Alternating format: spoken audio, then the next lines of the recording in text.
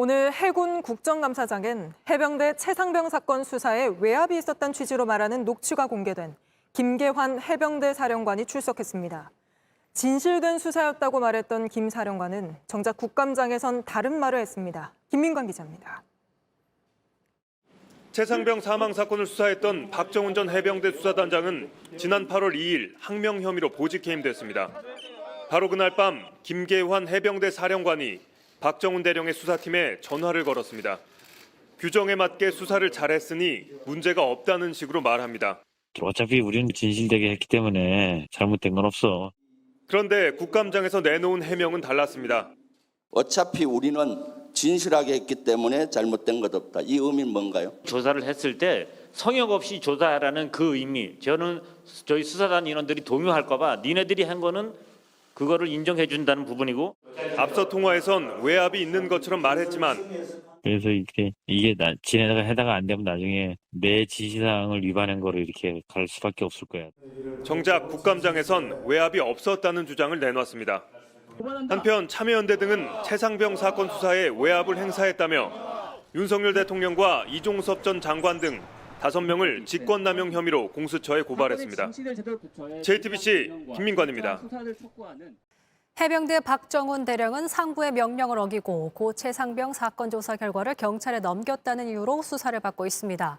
그런데 박 대령을 보직 해임시킨 당사자 김계환 해병대 사령관이 박 대령을 보직 해임한 당일 박 대령을 비롯한 해병대 수사단에는 잘못이 없다는 취지로 말한 통화 내용을 JTBC가 확보했습니다. 김재현 기자입니다.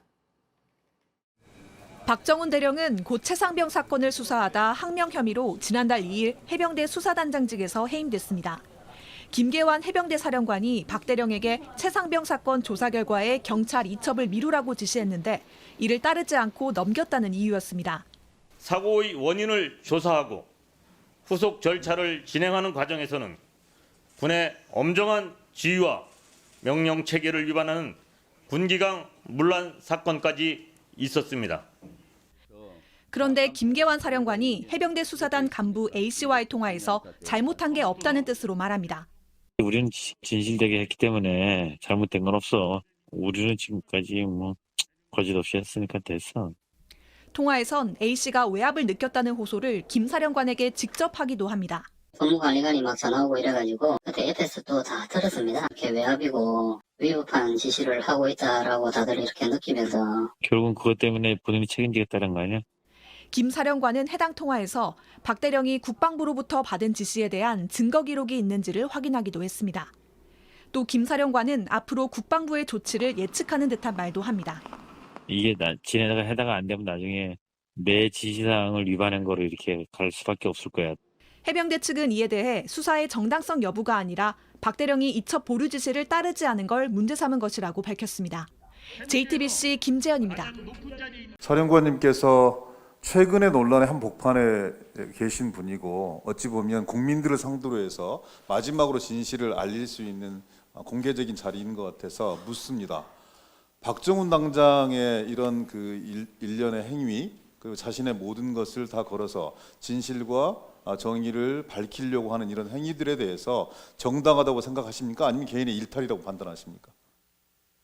이미 10월 6일 날 기소가 됐지만 이거는 정당한 지시를 위반한 행위로 이렇게 인식하고 있습니다. 그러면 기소 내용이 정당하다 이렇게 생각하시는 거네요? 그렇습니다. 지난 8월 30일 국방부 검찰단이 구속영장 청구서에서 국방부 장관이나 법무관리관이 혐의 사실을 빼라 이렇게 지시를 했지만 이는 적법한 지시라고 주장을 했습니다. 알고 계시죠? 예, 언론을 통해서 봤습니다. 국방부 정책실에서 작성했다는 해병대 순직사고 조사 관련 논란에 대한 진실에서는 이첩 보류 지시 외에 다른 지시가 있었다는 주장은 일방적 허위 주장이다 이렇게 주장했어요. 그런데 국방부 검찰단은 이 문서의 취지대로 구속영장 청구서를 변경해서 공소를 제기했습니다. 명백한 수사 개입이거든요. 사령관, 그럼 군 지휘관으로서 이런 행동이 정당성을 인정받을 수 있다고 생각합니까? 명확한 것은 제 해병대 사령관 정당한 지시에 이첩 보류를 위반한 행위는 명확한 겁니다. 아니 A를 물으면 A를 답을 하세요. 왜 다른 말씀을 주세요? 사령관이 군사경찰의 이 수사 결과가 마음에 안 들면 법무참모의 조언을 받아서 송치 등의 처분 변경을 명령한 적이 있으세요? 혹시? 없습니다. 아니면 그런 상황이 발생하면 처분 명령을 명령할 겁니까? 다시 의원님께서 질문하시는 의미를 제가 정확히 아니, 이해를 못했습니다. 본인의 생각과 네. 그 어긋나는 이런 부분들이 있으면 그런 부분들에 대해서 부당한 지시를 내리시겠냐고요.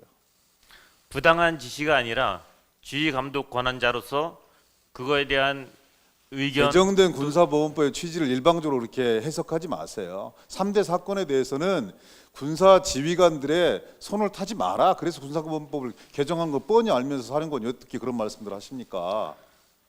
지휘 감독 권한과 관련돼서는 불법 그다음에 공정하지 않은 거에 대한 그거를 말씀하시는 거지 정당한 지시에 위반하는 거를 지휘 감독권을 배제하는 그런 그래서 부분은 사령관은 아니로 인식하고 있습니다. 박정훈 수사단장을 지켜주셨어야 돼요.